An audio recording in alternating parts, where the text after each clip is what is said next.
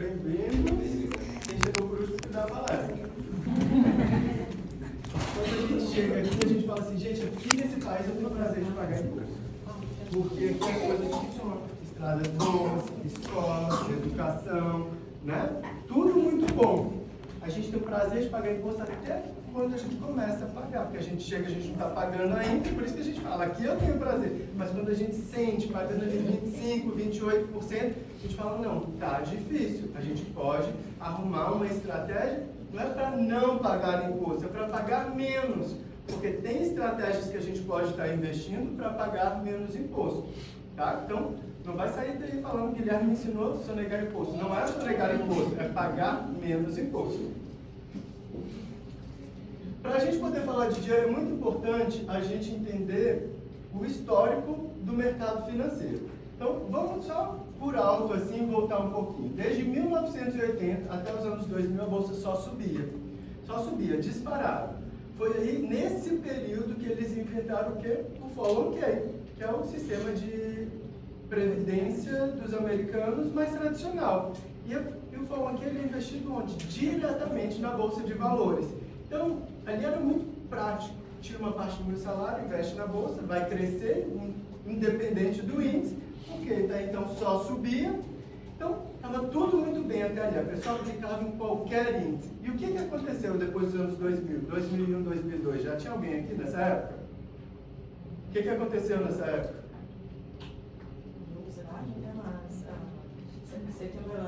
Isso, hoje, né? Atentado, as torres caíram e a bolsa despencou junto. Quase 50% caiu depois do ataque terrorista. Foi um momento de tanto desespero, gente, para os americanos, que 2002 foi o ano de maior índice de suicídio. Mas foi suicídio também porque desespero financeiro. Imagina aquele americano que trabalhou desde 1980, todo o dinheiro que ele tinha estava investido lá, de repente ele perdeu quase a metade. E o pior, ele perdeu quase a metade, não sabia se ia continuar perdendo, se ele tinha que tirar, o que ele ia fazer. Por isso foi um ano de muito desespero. Mas a bolsa é bem volátil, com o tempo ela recupera. E com 5 anos ela recuperou. 2007 a bolsa voltou onde estava. Os americanos piraram, tá vendo? A gente tinha que persistir e tal, o que foi? 2008. Tinha alguém aqui no ano de 2008 que já morava aqui? O que aconteceu em 2008? Bolha imobiliária. A bolsa fez o quê? Despencou junto. Os bancos pararam de emprestar dinheiro para todos os outros segmentos porque não tinha mais caixa. E ali caiu mais do que da época do atentado, 56%. Mas não teve desespero. Por que não teve desespero? Porque a gente já conhecia o mercado de 2002. Se demorou 5 anos, 5 anos vai recuperar de novo. E foi exatamente o que aconteceu. A bolsa disparou. Mais ou menos 2012 foi quando ele encontrou. 2002 foi quando os americanos ficaram pirados. Está vendo? A bolsa cai, a bolsa recupera, é só a gente esperar. É assim, mas imagina aquela pessoa que tinha nos anos 2000, 65 anos querendo se aposentar. Esperou, caiu, recuperou, caiu de novo. 2012 ela já devia estar com mais de 70 anos. Será que ela tinha disposição para continuar 70, 75 anos, né? Lá na frente? Não tem. Então, por isso que a gente tem que tomar cuidado quando a gente investe diretamente na bolsa. Depois disso, a gente teve uma pequena queda dos bancos chineses, cresceu, pandemia. Então, o que é importante aqui? Bolsa é ruim? Não. Só que ela é volátil, altos e baixos. A longo prazo, fechou lá em cima. A gente tem que saber que quando o nosso dinheiro está investido na bolsa, pode ser que você precise dele e vai ter muito, mas pode ser que tenha nada. Você vai ter que esperar a melhor hora do mercado para usufruir daquele dinheiro. Então, tem estratégias melhores que a gente não tem que passar por esse risco, né? Esse período aqui. Agora, vamos pensar uma gangorra, já que a gente está falando de risco. O que a gente tem do lado do risco, quando a gente está falando sobre investimento, e o que a gente tem do lado de segurança? Se tivesse um lugar de risco para eu colocar o meu dinheiro, que lugar que seria esse? Bolsa de Valores. A Bolsa de Valores seria um deles. Mais um lugar. Fundos mutuais, Bolsa de Valores, ouro e prata, né? Que também oscila bastante o preço. E o lugar de segurança, onde seria? Onde que eu guardo meu dinheiro para ter certeza que eu não vou perder? Embaixo do colchão. Embaixo do colchão. O brasileiro guarda debaixo do colchão. na poupança, em contas de investimento e debaixo do colchão, debaixo do colchão. Por que a gente coloca isso aqui? Toda palestra alguém fala debaixo do colchão. Toda palestra alguém dá um palpite debaixo do colchão. Isso é muito comum. Então, quando a gente começou a fazer essa palestra, eu nem trabalhava na empresa ainda, no final dessa palestra, uma pessoa veio e chamou o Gustavo e falou: Gustavo, deixa eu te contar a história. Eu guardo o dinheiro debaixo do colchão. Só que eu tive uma experiência não tão boa. Trabalhei 20 anos, guardei todo o meu dinheiro dentro do colchão, foi nem debaixo. Ela tinha um zíper, onde ela fazia depósito e saque, depósito e saque. Com 20 anos, o colchão recheado de dinheiro, ela veio brincar. Falou: agora eu vou pro Brasil, claro. Foi pro Brasil e falou: minha filha, cuida do meu apartamento, tudo meu de valor está aqui dentro. A filha dela foi pra lá e falou: vou fazer uma surpresa pra minha mãe, vou pintar a casa pra ela, deixar tudo bonitinho, ela merece. Pintou e falou assim: tô morta de cansada, vou dormir por aqui hoje. Que cama horrível que minha mãe tem, vou dar um colchão novo pra ela. O que a gente faz com o colchão velho, gente? Não, põe pra coleta na beira da rua. E ela perdeu exatamente tudo que ela tinha, que foi junto com o colchão. Então, se tiver alguém querendo trocar de colchão, me fala que eu mando recolher o colchão velho. Gente, é brincadeira, mas isso acontece. São várias histórias. Eu tenho um agente que trabalha com a gente, na nossa equipe, que a mãe dele guarda dinheiro no Ziploc congelado em blocos de água no freezer. E quando ela vai viajar, ela leva um bloco de gelo para casa dele, para ele guardar para ela. É real isso. Hoje, nos dias de hoje, isso acontece. Então, assim, está seguro o dinheiro em casa? Talvez, uma pequena quantidade você pode ter que vai estar seguro, mas casa pega fogo, roubo, imprevistos. Então, se a gente pudesse escolher um lugar dessa gangorra para ficar, seria melhor estar no lado da segurança ou do lado do risco? Né? Cada lado tem uma coisa boa. Eu acho que o melhor lugar para a gente ficar seria exatamente no meio. Se a gente puder usufruir um pouco da segurança e um pouco da rentabilidade do risco, seria perfeito. E existem produtos que a gente pode estar fazendo isso. Eu vou falar sobre isso um pouquinho mais lá na frente, que a gente pode usar os dois lados da gangorra. Agora eu perguntar para vocês, é possível a gente criar uma pilha de dinheiro? Claro que é, principalmente aqui, que a gente trabalha pra caramba. Se a gente junta, se a gente se esforça, a gente constrói uma pilha. Mas é fácil? Não é fácil. A gente sabe, o imprevisto acontece todo dia. Só a reserva de emergência chegar no limite que o imprevisto vem. Então, a gente tem que trabalhar com constância ali para fazer isso acontecer. É difícil uma pilha de dinheiro, mas e guardar $5 por dia? É difícil? Não é. Alguém que não consegue guardar $5 por dia? Acho que todo mundo consegue, né? Só tirar o Starbucks dali, cortou o Starbucks, já economizou $5. Por que eu estou falando sobre $5 por dia? $5 por dia foi o que perguntaram para o Mike Will, que é o nosso CEO, quando ele começou a trabalhar na empresa. Ele foi convidado para um evento, num restaurante, ele estava quebrado, devendo muito. Ele falou assim: eu vou só porque o jantar é de graça.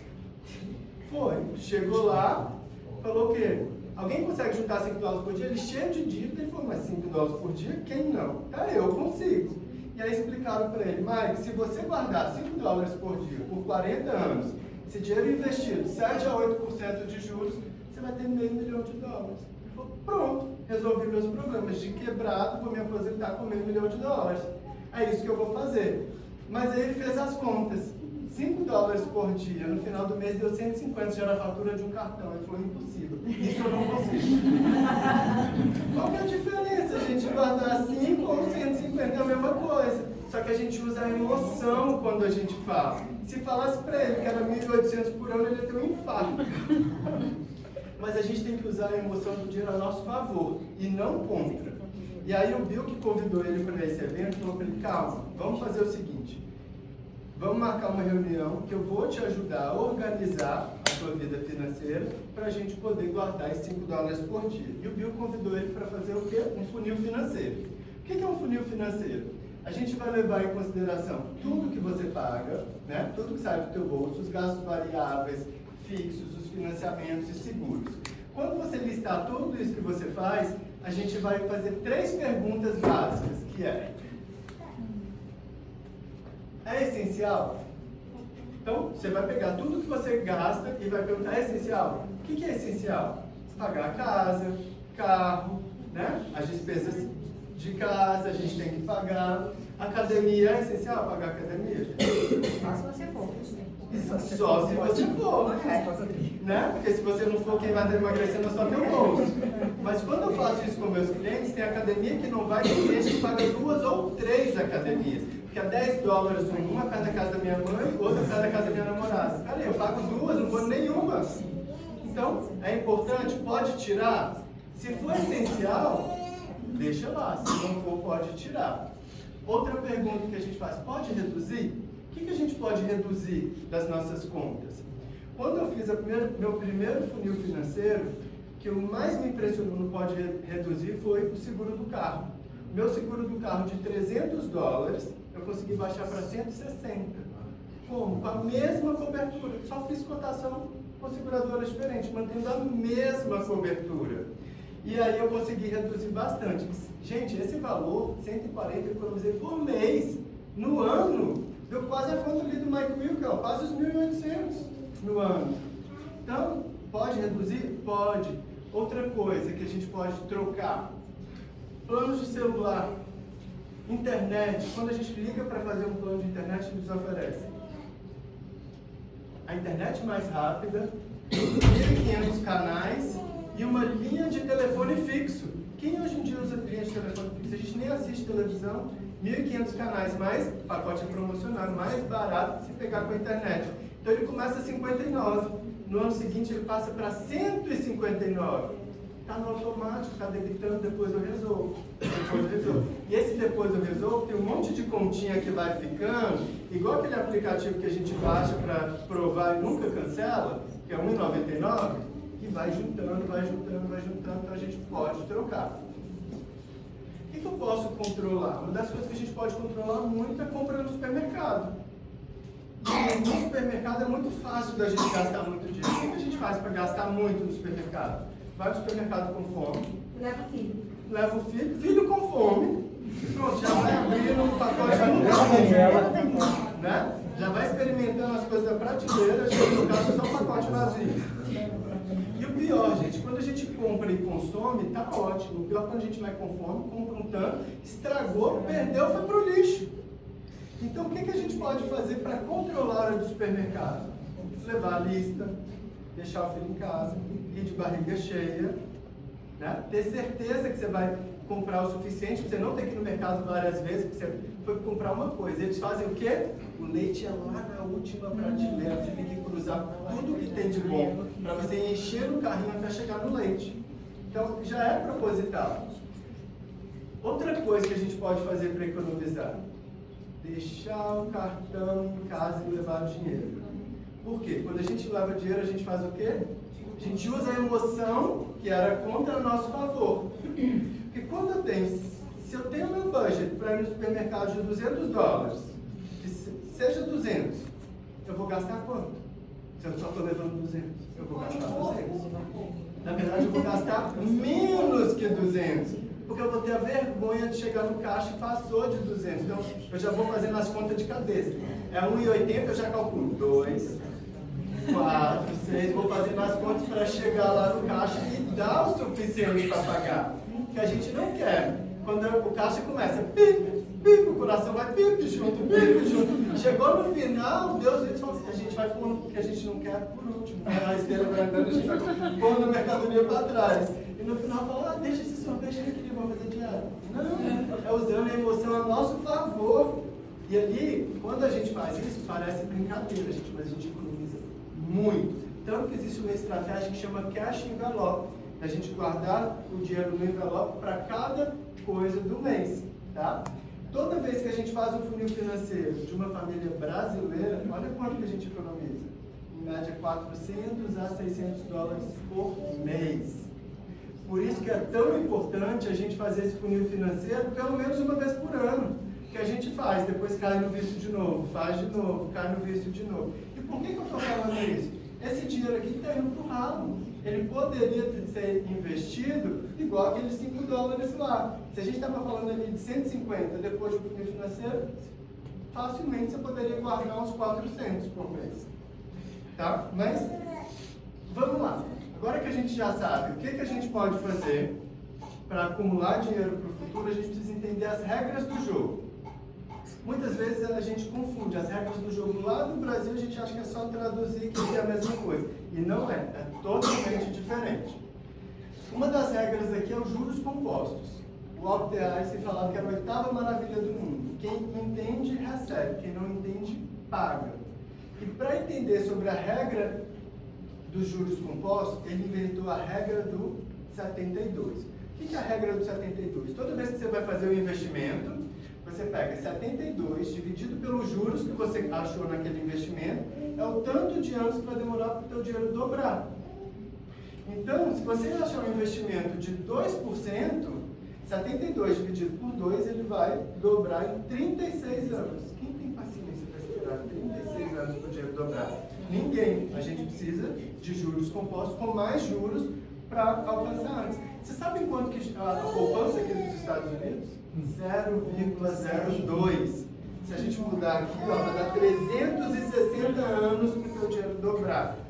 Então, por isso que a poupança é o pior lugar para a gente deixar o dinheiro. Para entender essa regra, a gente tem uma história aqui de 3 irmãs trigêmeas. Essa história é de uma brincadeira, tá? É a Márcia, a Maria e a Marcela. Elas receberam uma herança de $5.000 cada uma, e a única condição para elas usufruírem dessa herança é que esse dinheiro tinha que ser investido com juros compostos. A primeira saiu correndo, foi lá no Banco of America e falou: quero investir, o que você tem aí para mim? Tem uma conta aqui que o seu dinheiro vai render 4%. Ok, 72 dividido por 4, o dinheiro vai dobrar a cada 15 anos. Ótimo, foi bom investimento, melhor que nada. Aos 29 anos, ela tinha os 5.000, as 3 começaram aos 29 anos. Na idade, o dinheiro dobrou aos 47, dobrou de novo, aos 65, tinha $20.000. Ela fez um bom negócio? Claro, o dinheiro dela dobrou 2 vezes. Foi bom o negócio, só que a irmã dela foi mais esperta, pesquisou um pouquinho mais. Então, a Maria achou 8%, o dinheiro dela dobrava a cada 9 anos. Então, aos 47 anos, ela já tinha a mesma quantidade da irmã. Quanto que vocês acham que ela teria aos 65? Algum palpite? 40? Olha lá, 40, dobrou de novo 80. Ou seja, não foi tanta diferença assim, mas conseguiu. Ó, foi o dobro de juros, mas foi 2 vezes, o dinheiro dobrou 2 vezes. Então, por que isso? Porque é juros compostos. Quando os juros é composto, a gente consegue essa maravilha. A terceira irmã, a Marcela, conseguiu 12%. E o dinheiro dobrava a cada 6 anos. Então, aos 53, ela já tinha 80 mil. Quanto será que ela consegue? Vamos, gente, me ajuda. 300? Quase. 320. Dobrou 2 vezes. Gente, isso aqui é só para mostrar o poder dos juros compostos. Porque os juros compostos, ele trabalhando a nosso favor, a gente consegue dobrar o dinheiro várias vezes. Agora vamos pensar aqui, uma conta onde o dinheiro dobra 18%, dobraria a cada 4 anos.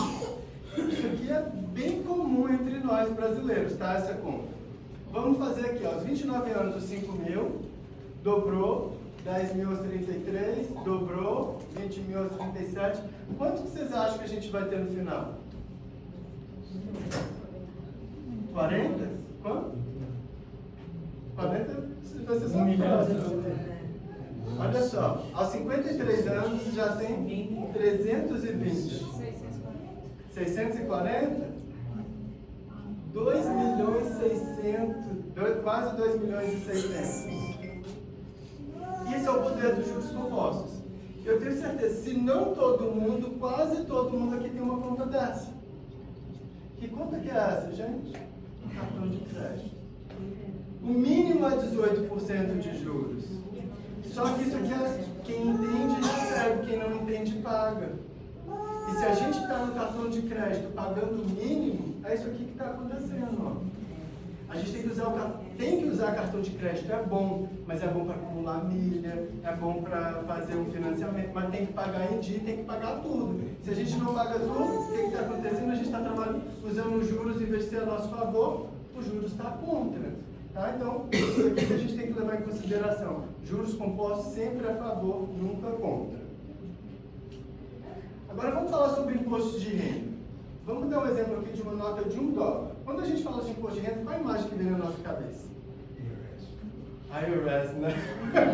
É quase o IRS, aqui ó, tio Sam. E ele vem, I want you. Ele não quer a gente. Ele quer nosso dinheiro, é só isso que ele quer, mais nada.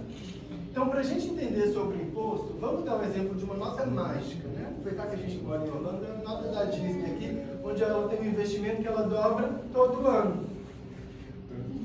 O que acontece com o dinheiro dobrando todo ano? Nos 5 primeiros anos, a gente já tem $32. Ele vai continuar dobrando, quase mais de $1 milhão. Tá? Se alguém te oferecer esse investimento que dobra todo ano, foge que é furado, ele não existe. Isso aqui é só para a gente entender. Mas o que acontece se a gente tem... Isso aqui é para a gente entender a diferença do investimento pagando imposto e sem pagar imposto.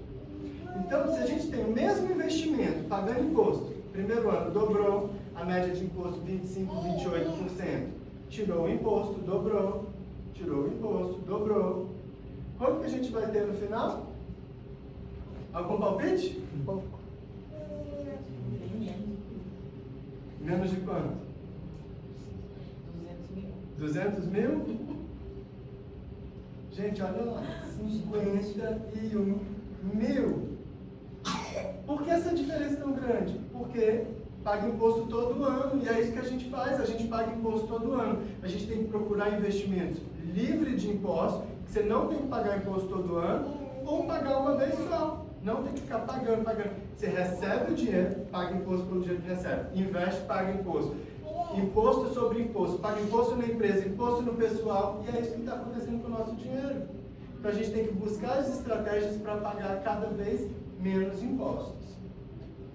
Agora que a gente já entendeu sobre os impostos, vamos buscar estratégias para vencer. Quais são as estratégias? Vamos pensar em 3 níveis. A gente sempre vai pensar em ter uma fundação, uma acumulação e uma distribuição. Essa é a forma mais saudável da gente fazer qualquer tipo de investimento. Tem que ter uma fundação, gente, no investimento. Investimento sem fundação é como se fosse uma casa sem alicerce. E o que a gente pode usar como fundação para investimento que a gente faz? Uma das coisas que nós usamos, que eu uso na nossa empresa, é o benefício em vida.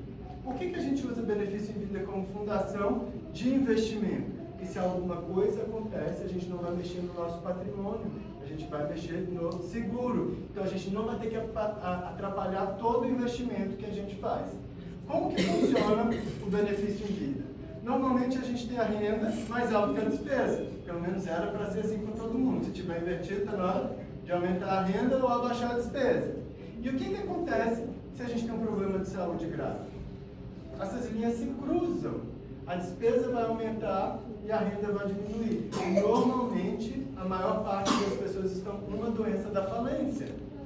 E quando a gente tem uma fundação sólida, um seguro para nos proteger, como que funcionaria nesse caso? A renda está lá em cima, a despesa embaixo.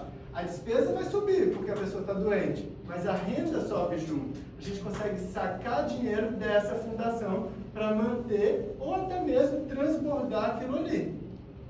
Então, eu vou mostrar para vocês agora uma história de um depoimento sobre uma fundação bem feita. Mário Oliveira, e essa é a história do meu benefício em vida.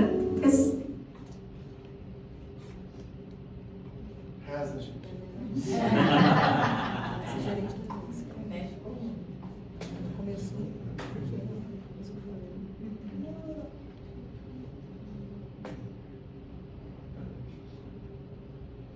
Meu nome é Natália Oliveira, e essa é a história do meu benefício em vida. Eu nasci aqui nos Estados Unidos, mas fui criada no Brasil. 6 anos atrás mudamos para a Flórida, onde é um lugar que eu gosto muito de viver.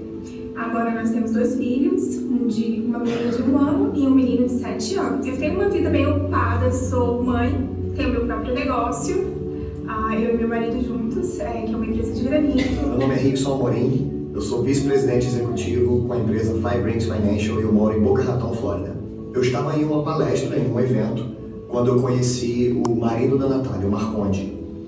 E aí, conversando com ele, ele me falou o seguinte: minha esposa está buscando um plano de aposentadoria e ela também está olhando alguns seguros de vida. Nós fizemos o planejamento tanto para ela quanto para a família inteira.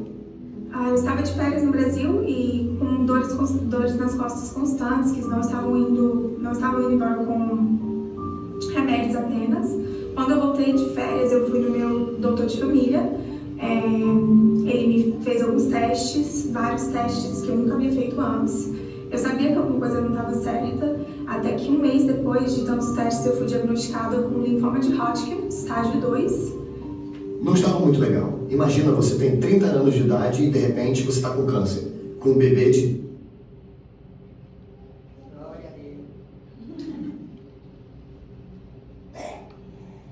Um bebê de...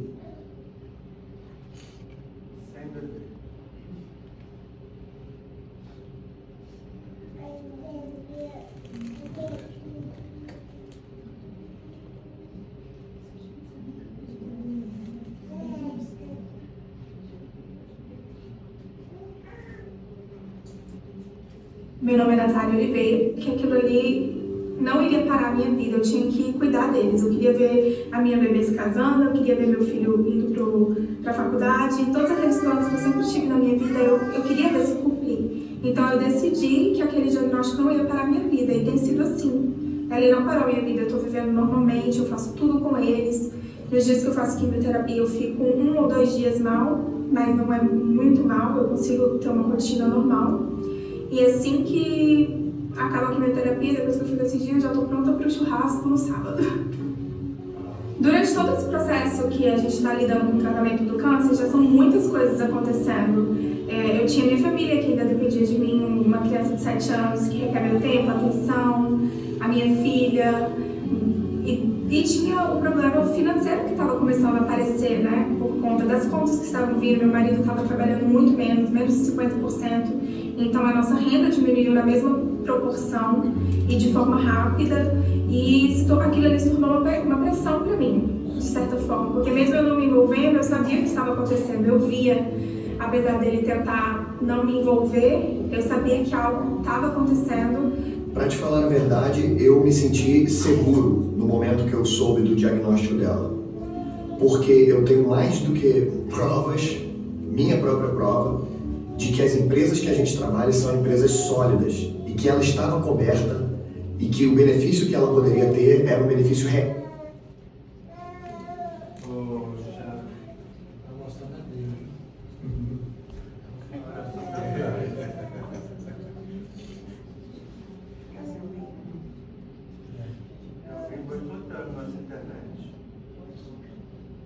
Voltou aqui, pode botar de novo.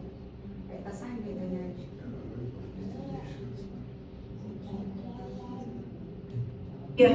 Apesar dele tentar não me envolver, eu sabia que algo estava acontecendo. Para te falar a verdade, eu me senti seguro no momento que eu soube do diagnóstico dela.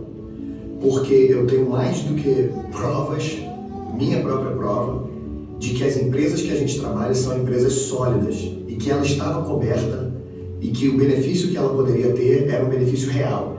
Então eu me senti confortável no momento que eu soube da história. E algumas semanas depois já tivemos o resultado de que o benefício em vida tinha sido aprovado, que no plano dela de 500 mil de cobertura, ela foi aprovada a receber mais de 280 mil dólares e um plano que ela tinha pelo menos de 1 ano de existência. Então foi muito benéfico para ela. E desde então foi um alívio para nossa família. Também porque pudemos pagar nossas contas médicas, mas porque foi um novo começo em relação também às nossas finanças, quando a gente pegou aquele dinheiro. Então foi um grande alívio. Eu falo para todos os meus amigos e família agora sobre os benefícios em vida e, de certa forma, virou o meu propósito, uma obrigação eu falar para as pessoas que eu amo sobre isso, porque a gente nunca espera que vai precisar. Eu era jovem, saudável e ainda assim precisei. Então é algo muito importante e eu friso isso hoje em toda conversa que eu tenho, porque A gente não sabe que o futuro não está nas nossas mãos. O benefício em vida, se você está pensando ainda sobre ter ou não, eu diria que é a sua responsabilidade com você e com a sua família de ter. Porque mesmo que você não use, um dia se você vier precisar, você vai ter aquele suporte. É pesado, né, gente? A gente acaba o vídeo até triste. Mas de coisas ruins vem coisas boas. Ela pode sair do câncer. Ela teve o diagnóstico de cura. Foi o dinheiro que trouxe a cura para ela? Claro que não. Foi o tratamento. Mas o dinheiro deu paz para ela fazer um bom tratamento e ainda sobrou onde ela pôde fazer um bom investimento já garantindo o futuro dela. Então ela teve essa fundação que é tão importante quando a gente vai falar sobre investimento. Agora, para falar de acumulação, ninguém melhor que o Warren Buffett para poder falar sobre a acumulação. Alguém que não conhece ele? Esse é o senhorzinho aqui, ó, a favor do investimento a longo prazo, e que no ano de 2013 ele fazia 37 milhões por dia. Tá com dor de barriga, não vai trabalhar 37 milhões. Ah, aconteceu 37 milhões. Por quê? Ele faz investimentos a longo prazo. Não precisa da presença dele para ele estar lucrando. E ele tem duas regras que ele é muito a favor. Alguém conhece sobre as regras dele? Uma das regras dele, alguém conhece? A primeira regra dele é: nunca perca dinheiro. Ele não admite fazer investimento para perder. E a segunda regra? A gente não sabe a primeira, ninguém vai saber a segunda também. Nunca esqueça da primeira regra. É a única regra que ele tem, é não perder dinheiro. Independente dele ser trilionário, ele não admite perder dinheiro. A gente tem que ser assim. Aqui a gente sofre muito, a gente trabalha muito, a gente tem que investir em algo seguro que não corra risco. Tá?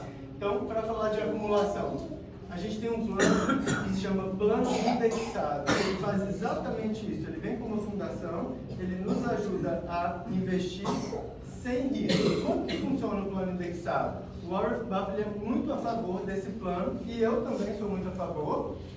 Funciona da seguinte maneira: ele é espelhado na Bolsa de Valores. O teu dinheiro sobe de acordo com a Bolsa, porém sem estar investido na Bolsa. Mas ele tem um piso que nos protege. Então, se a Bolsa de Valores sobe 10%, o teu plano vai subir 10% também. Mas se a Bolsa cai, o teu plano trava, porque tem o piso zero. Naquele ano você não ganha nada, mas você não perde como perderia na Bolsa.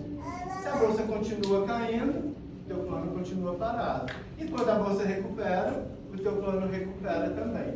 Em algumas cláusulas de plano indexado, tem a opção da gente ter um teto. Vocês estão vendo que ele na Bolsa subiu 11 e no plano subiu 10, porque tem alguns planos que tem teto. Piso todos eles vão ter, nunca vai correr risco. E teto, alguns índices têm teto, alguns não. Então qual que é a diferença? Ganhos e perdas ilimitadas na Bolsa de Valores, e no plano indexado tem um piso e um teto para te proteger, o teu dinheiro cresce saudável ali. E quando a gente vai falar na parte da distribuição, dentro do plano indexado a gente tem duas formas de distribuição: usufruir do dinheiro todo ou optar por uma renda vitalícia. E o melhor de tudo, dentro do plano indexado é uma das estratégias que a gente usa para ficar isento de impostos. Porque o teu dinheiro vai crescer, mas ele tem limite, não é ilimitado o que você vai colocar ali. Muitas vezes a gente faz um plano onde você vai depositar, sei lá, $200, $500 por mês. Você pode pôr dinheiro extra? Pode, mas tem limite. Às vezes é 30 mil, 50 mil por ano. Se você exceder o limite, aí você tem que abrir uma conta nova para poder continuar depositando e ficar livre de impostos. A gente está quase terminando. Eu tenho certeza que até às 11 a gente acaba, tá? Brincadeira, gente. A gente já acabamos por aqui. Queria só trazer para vocês um pouco do conhecimento, o que a gente faz com o nosso trabalho, como que a gente ajuda os nossos clientes.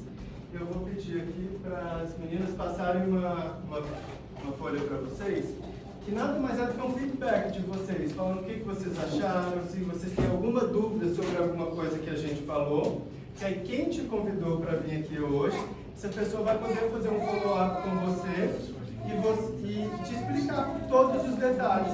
O que mais que a gente faz, quais os produtos que a gente tem, como você pode se proteger.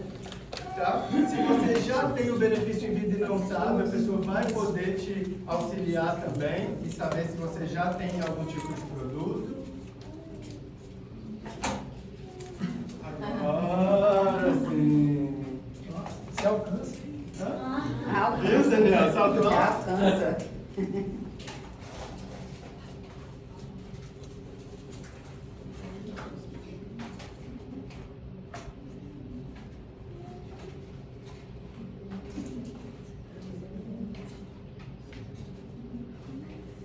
Se é o casal, pode preencher um só, tá? Não precisa preencher os dois. Não, eu quero uma ligação só pra mim. Ah, então preencher que eu vou te ligar. Tá bom.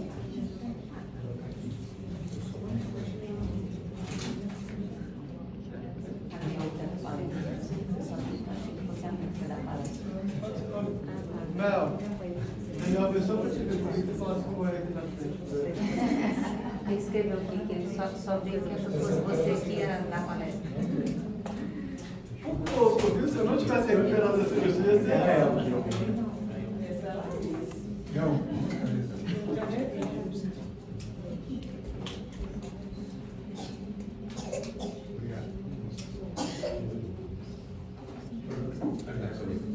Gente, normalmente esse evento que a gente faz, eles acontecem em 4 lugares ao mesmo tempo. Hoje a gente está tendo aqui, a gente está tendo em Boca Raton, a gente está tendo em New Jersey e a gente está tendo em Massachusetts. E no final desses eventos, o que a gente faz? A gente faz uma disputa, tá? Essa já é uma disputa para mim, né? Onde a gente tem que fazer uma foto animada e a gente compete um prêmio entre os apresentadores e quem tem a foto mais animada ganha o prêmio. Então, eu vou perguntar se vocês gostaram, vocês fingem que gostaram para eu ganhar meu prêmio.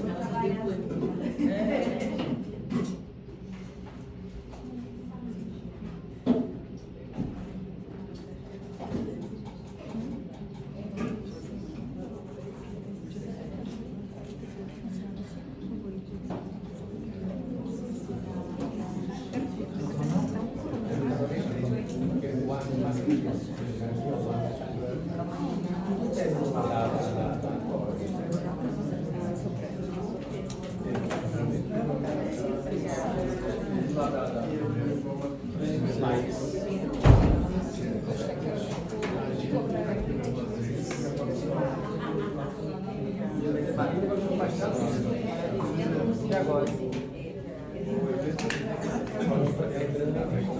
Pastel? Pode passar amanhã. Vai no pastel amanhã.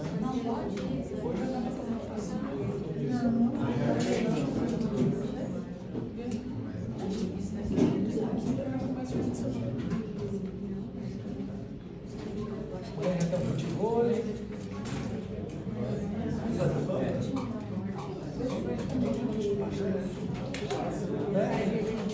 Melhor do que hoje, né? Amanhã não tem problema. Bora fazer a foto? Bora fazer a foto? Pra gente fazer a foto que a gente tá todo mundo animado, vamos estar todo mundo de pé? Gente, animação, hein? Eu sou alto, não fica na frente. Pra gente ganhar, a nossa foto ganhar. Vou aparecer nessa foto? Com emoção, a gente levanta o braço assim, ó. Vai, 1, 2, 3. Daniel? Chega pra cá, gente. Chega que sim, Daniel. A gente vai falar, manda. Não, senão eu vou descobrir. 2, 3 e... Peraí. Aí, agora eu vou. Tá, 1, 2, 3 e... E aí, ficou animado? Vamos Não ganhar? saiu no vídeo que a gente, na foto que a gente falou. Foi por legenda? Dá pra poder. Obrigado, gente. Qualquer dúvida que tiver, a pessoa que te convidou, ela vai entrar em contato. Se ela não entrar em contato, perturba ela. Manda uma mensagem para ela, fui lá no seu evento, queria saber mais sobre isso, que ela vai ter o prazer de te ajudar, de explicar todos os detalhes que a gente pode estar mudando para o nosso futuro. Vamos continuar o lanchinho aqui, que é muito lanchinho.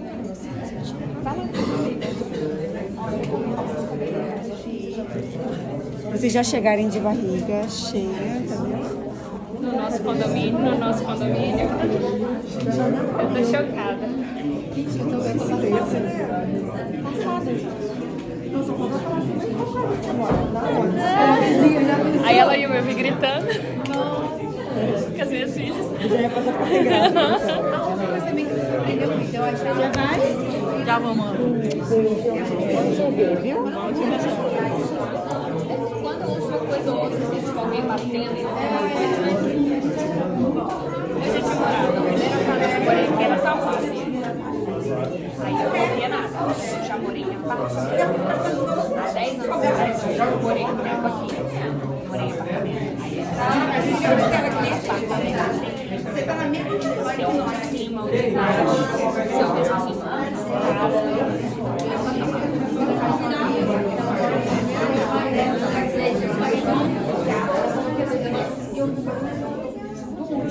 eu morava no meio, de baixo e de cima. O de cima eu tinha certeza que ele ou ele brincava de Gabriel, de uma bolinha que era que ia bater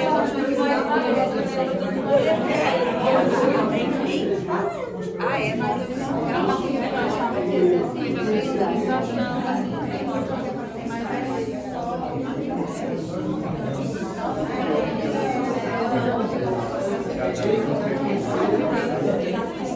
Minha mãe, você sabe que é minha mãe? Parabéns, eu não tenho.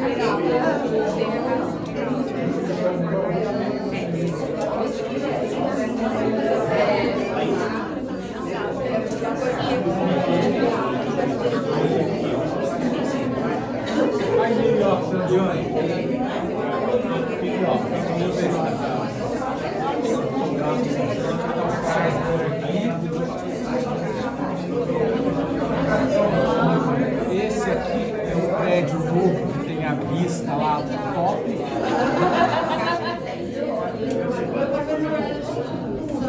Faz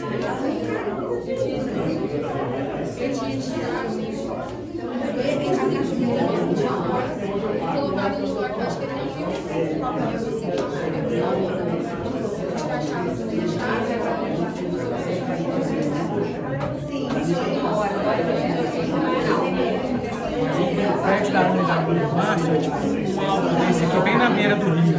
Bem na beira do rio. Eu acho que esse aqui não faz tempo. Esse aqui é o GR.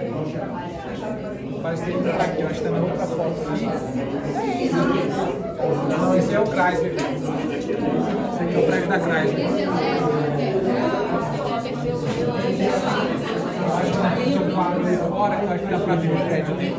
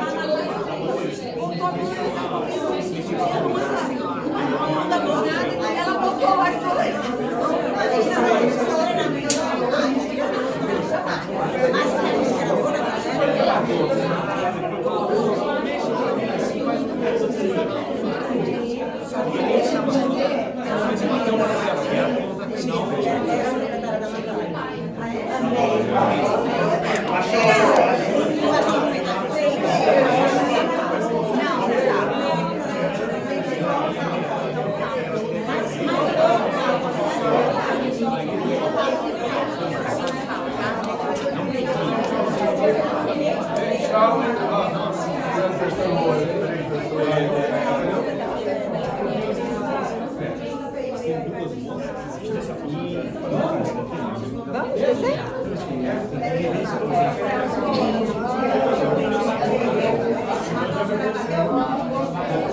Gente, tá bom. Aham, eu vi. Eu reparei. Tem 48 minutos. Tá filmando ainda aqui, tá? Cara, Daniel, esse aqui é de quem? Não, né? Tá. Tá filmando. Tá filmando ainda? Galera, de quem é esse celular aqui? Esse celular? Quem? Tá.